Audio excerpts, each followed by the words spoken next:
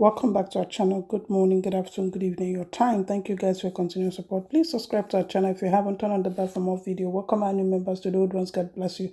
If you're passing by, please join us as you're supporting us. May the Lord support you in everything you lay your hands. Say amen. Guys, the video you're about to watch is an interview by Sunrise with one of the senior heads of Afenifere known as Adejumo, where he speaks against the arrests and the interruption of the protest that was held in Lagos.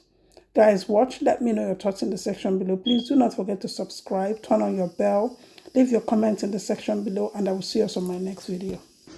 Even the parts of it that are pathetic. We're in a democracy.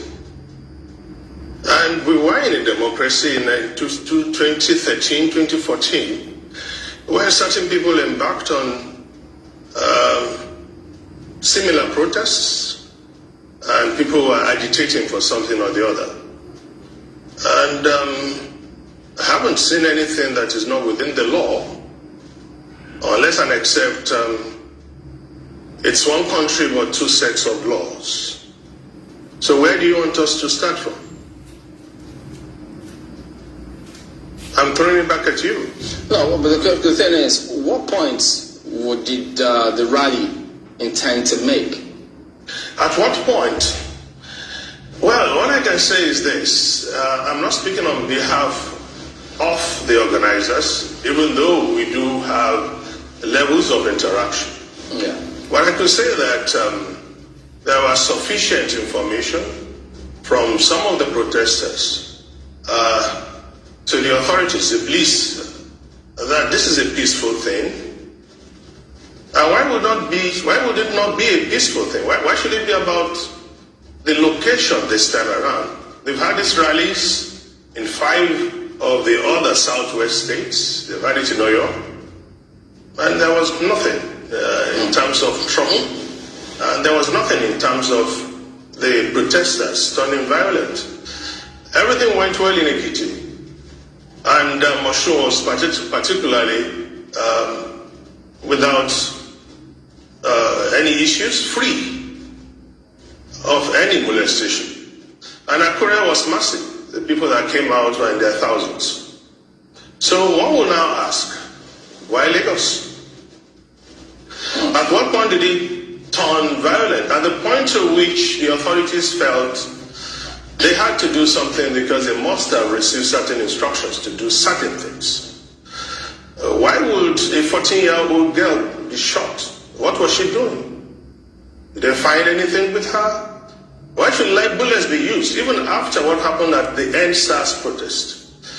It simply means that the life of Nigerians suddenly do not matter anymore.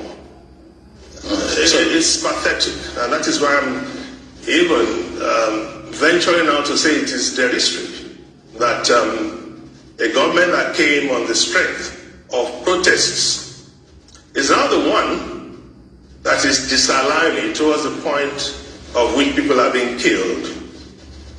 Those people did nothing wrong. I didn't say anything. Did you? All right, let me even ask you this. So, do you subscribe to the concept of a Yoruba nation? Well, if it's about the Yoruba nation, the Yorubas have always been a nation. What is a nation? A nation state with everything that goes with it. In the context of that thing. In the agitation, what is the agitation about? It's about self-determination. Some people may want to twist it, but it's no more than that. The AU Charter allows for it. The United Nations has 5 different organs to deal with those who have issues, indigenous people who have issues with the way they're being treated. And I can remember, even our president, when he came in 2015, on his first appearance at the United Nations, he was clamoring for the creation of a new nation out of Israel. He pleaded for the cause of the Palestinians. That was his very first outing ever, that they should have their own country. So why would he do that for Palestinians? Because he felt they had a case. Now, if he feels that the Yorubas don't have a case, then invite everybody to the table. Let us put things in perspective. You don't have to treat an issue like self-determination as if it is a crime. But then, of course, what is the modus operandi of this administration? They treat every problem as if it has to be solved with a gun, and every solution a bullet. And that is one thing that history will not forget. All right, so we'll hear the case that you say they've got when we return in just a moment. All right, welcome back. Well, you say they do have a case. So tell us about this case that you say the Yoruba Nation has. The events leading to this agitation could be some kind of what I would call sequential logical process. You remember that we had a Southwest starting from 1951, the very first indigenous government in the whole of Africa started in the Southwest in 1951. But then we still wanted a situation in which the Yoruba race will be comfortable in a union where they won't be treated like second-class citizens. There was a London conference in '53 that gave back to the Little Constitution that allowed a full federalism to be the way and manner by which the country will be managed. And I remember again then, Chief Awolowo, the leader of the Southwest of the Yoruba, wanted a clause that would say that any of the federating units will have the right to say, I want to go. Inserted into the 1954 Constitution, the Littleton Constitution. And the leader of the North then, Sir Ahmadu Bello, accepted that very clause. It was only rejected by Dr. Nnamdi Azikiwe and the British. And then, of course, the motion for the creation of the Nigerian state was moved in 1953 first. It wasn't successful by Nahoro, but it was moved again in 1957 by Chief Afenifere, and it was accepted. And the initial date was supposed to be 1959. And the 1959 Constitution, in the making of it, Chief Awolowo again raised this idea that any of the federating units, if it feels that it's not going to be so properly treated, should be allowed to go. And that was because he believed that Nigeria was a mere geographical expression. If you want to have a nation, you have a nation that is going to allow the people to be free. There must be equity, there must be equality, there should never be inequity, and there should never be iniquity. We shouldn't have prebendalism, we shouldn't have aristocracy, we shouldn't have nepotism. And those are the things that have led to the agitation today. But again, the usual suspects didn't want that clause to be put in. In fact, the very first time people were going to say they want to leave this country was in 1953, when the Northerners actually brought the word separation, Araba, into the discourse. So why should it be different for the Yoruba when even the Northerners felt at that time that they too should be allowed to go? And let us face it, the 1963 Constitution, there was no constitutional body, there was no constituent assembly. It was a kind of congregation of the four units that said, as at that time it had become four, that said, these are the things we want, these are the laws by which we want to be guided. And the truth of the matter is that, are we being guided by the laws put together by our founding fathers? In which case, do we have unity in this country? Do we have a free and just nation? Do we? And when Chief Awolowo, in his wisdom, composed that anthem, the Afenifere anthem, which has now become the Yoruba anthem, he said it is a duty that we owe, that the way of bringing children into this world should not be on the basis of servitude.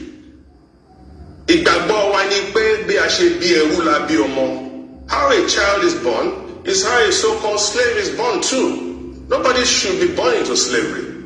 But what have we been encountering, particularly in the years ahead after 1979, is so much of powers to the north, so much powers to the center, and some policies that are against the growth of the South. And I can begin to mention them. And that is the truth about it. When you said the other time, you said that it seems there are different sets of rules for different sets of people on the same issue. What exactly do you mean? Well, it's like this. You can imagine a Governor Masari of Katsina. The images are all out there, standing with a so-called bandit who's wrapped in bullets, carrying serious assault weapon of the AK-47 type, in public glare. We had a governor, El Rufai, who publicly admitted on national television of paying Fulani killer headsmen rather than arresting them. And let's be safely international about this. Boko Haram, according to the World Terrorist Index, is the second deadliest terrorist group in the world. And the Fulani headsmen, by the same body, created by the United Nations, and labeling the Fulani headsmen as the fourth deadliest terrorist group. But what do you have? You have government officials in the north, governors, and this federal government doing what I call the 5 P's. In fact, it might be 6 of the P's. Letter P, that's to say. 1, they protect them. Like you will see Sheikh Gumi being in the company of the same security setup and going into the forest to meet with the same people you call bandits who are fully armed. Rather than arrest them, they are protecting them, they are placating them, almost begging them, they are prevaricating to them, they are pampering them, and they are paying them money. 5 P's. In fact, let's even say that they do all of this to the people that you might say are privileged, people who have a sense of entitlement to everything. And if you ask me again, when does it become a crime for someone to have the elements of his religion freely owned by him, and then you are splashing that on television and making some kind of story out of what you call a phantom bulletproof found in somebody's house? Why are you not showing us the test bill owned by the bandits? Why are you not showing us the rosaries owned by certain Christians that you think are criminals? Why create such a dichotomy? Why? And it's pathetic when you begin to hear the President, Major General Muhammad Buhari, on national television, saying to 2 governors that he said came to him, saying to the President, we have insecurity in our states, and he's telling them to go back and fix it. What are they going to fix? In 2013, I can remember, I think it was on the 30th of January, somebody will have to Google this, the then President Jonathan was told categorically by candidate Muhammadu Buhari to go and resign if he can't handle security. But he's on his beat now, he's throwing the responsibility at the Southwest governors. Why didn't he do it to the Borno State governor then, when it was only about Boko Haram? So why would we have to be in a country where seemingly, perhaps I should even add, administratively, it is one country but 2 sets of laws. One pertaining to certain people who enjoy the privileges of the accident of where they are born. And others are being treated shabbily, displayed on television as common criminals. And you will want the Yoruba nation. And well, let's face it, what does actually make a nation? If it's in terms of population, the Yoruba in this country are about 60 million. In diaspora, add another 20 million. And then you want to treat them shabbily? You don't want to give them as much rights or as many rights as you give to others? And when you look at the economics of it, the Yorubas are responsible for about 67.8% of non-oil revenue. Go to their Papa Port. The three ports there, Roro, Apapa Port, Tinkan Island, are sitting on Yoruba soil. And those three ports in just one local government, they are responsible for the revenue that I'm talking about, let alone Sebeboda, Idiroko. And where are the other borders? Those other borders are free. People know. But here, where we make all the money, the people are treated shabbily. You don't even find the Yoruba adding any of the important security agencies. We have about 17 of them. And that sort of brings me to the next point.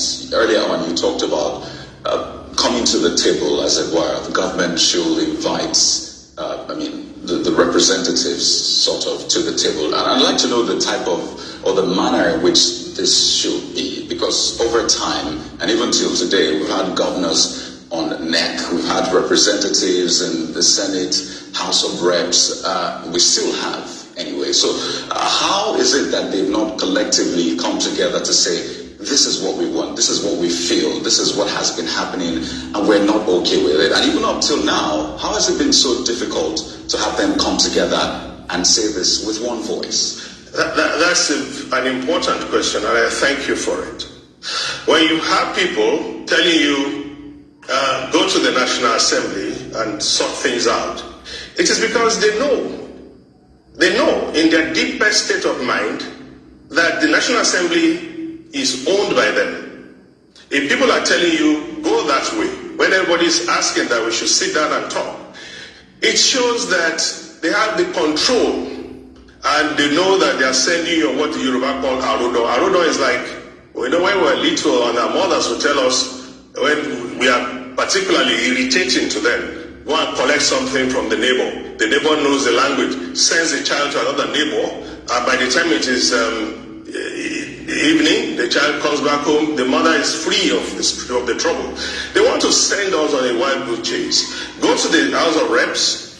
In numbers, they have more than 100 members of the North over the numbers of the South. So how are we going to be able to present our case when it is highly skewed against us? Go to the Senate. To tell you the truth, it is pathetic. There are 19 states, over 17 states. That's a clear six senators plus the one in Abuja, 7 against what we have in the South. What we need is a dialogue. But when the authorities, the president, is not agreeing to a dialogue, when the president seems to have particularly few options, perhaps only one option at any time, when he's dealing with us, and that is to say, I will let them know through the language that they understand.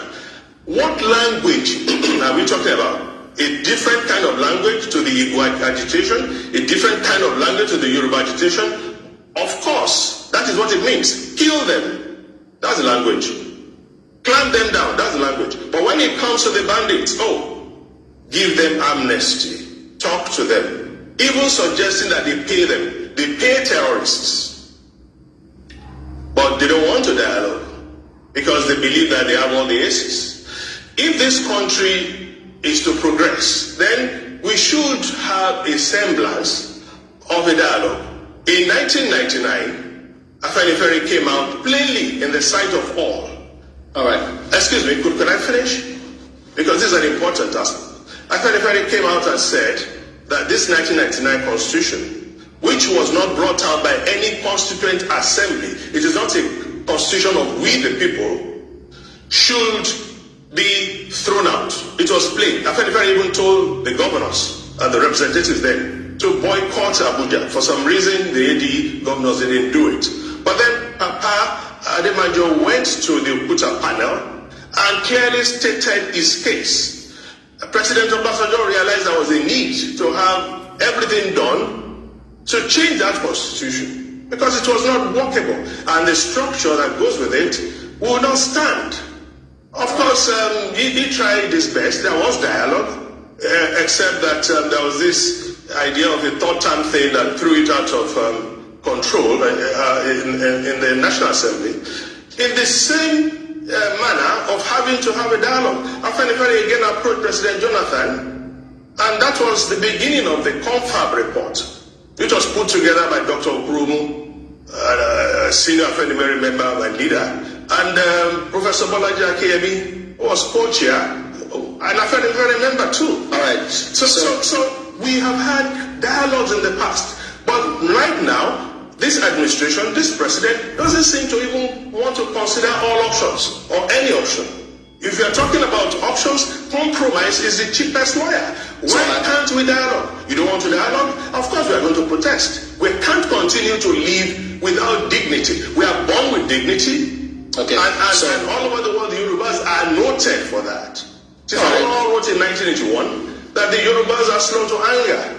So I guess the options is let us sit down and talk. Excuse me. And then we brought about the 2017 declaration. Okay, well, we'll get to the point. It didn't work. We'll get that if point. we asked you for that in 2017 and you are not giving it to us, then we are free to now seek by any means the realization of self-determination for the Yoruba. So in other words, I mean, that option will always be there for that dialogue. Thank you. That is a fantastic place to let it go. Mogaji Gwega Adejumo, Senior Afenifere Chieftain. Thank you.